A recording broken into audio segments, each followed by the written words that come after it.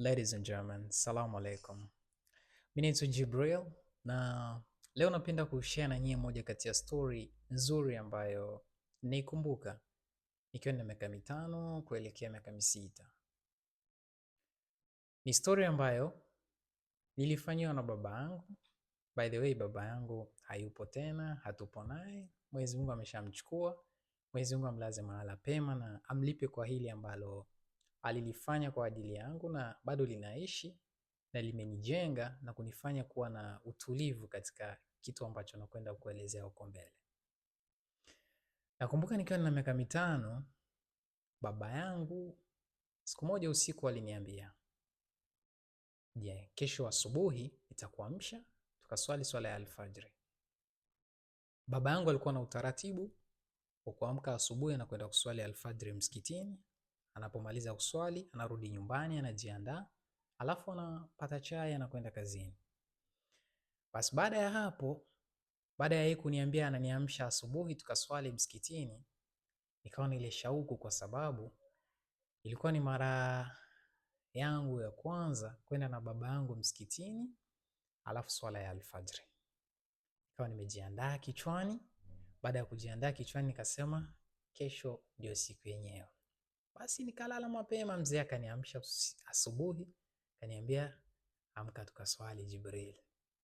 Tukawa tumetawadha, tukaelekea msikitini.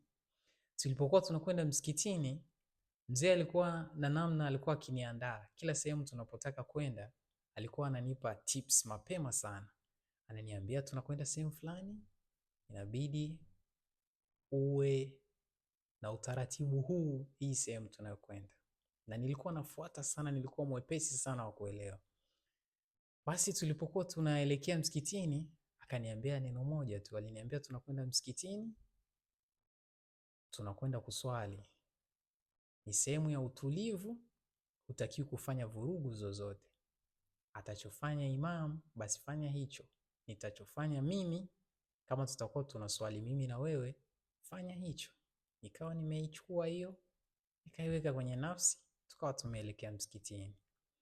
Tukafika msikitini, muda wa kuswali ulikuwa umefika, alafu basi tukafika.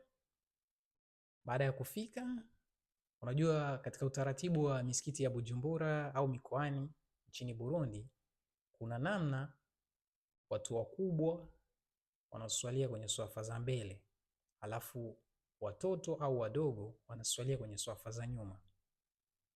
Tulipofika, baba yangu akaniambia usiendi nyuma, njoo hapa mbele ninapokwenda kuswalia. Akaniweka kwenye swafa ya kwanza, pembeni yake tu kidogo. Imamu akamwambia mzee Adelar, baba yangu anaitwa Adelar, mzee Adelar, mchukue basi kijana wako mwambie akaungane na vijana huko nyuma. Mzee wangu akamwambia hapana, mimi kijana wangu inabidi aswalie hapa. Akamuuliza kwa nini?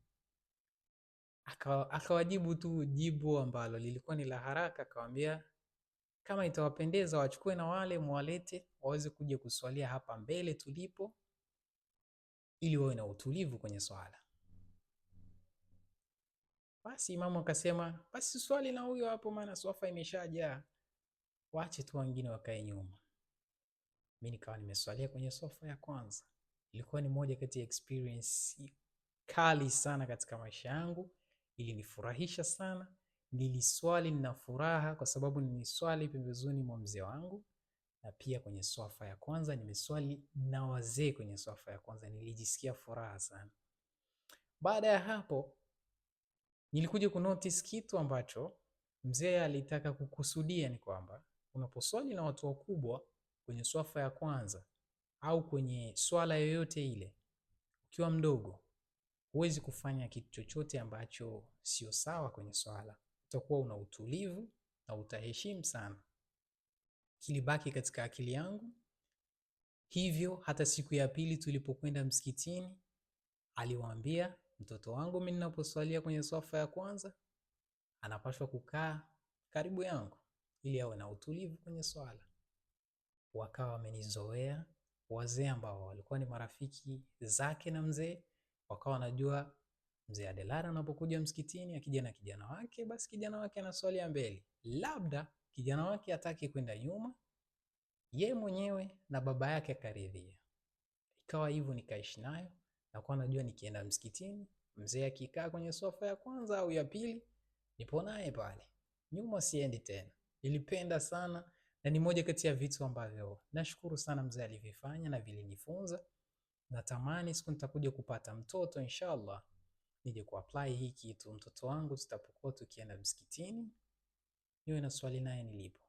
Inamtengeneza, inamfanya awe ni kijana ambaye atakuja kuwa na utulivu kwenye swala, na katika huo udogo wake inamtengenezea kuwa mtu ambaye atakuwa anakuwa na utulivu kwenye swala, na ataheshimu sana anapokuwa iko na swali, hatofanya vitu vyovyote ambavyo haviendani na sheria za kwenye swala.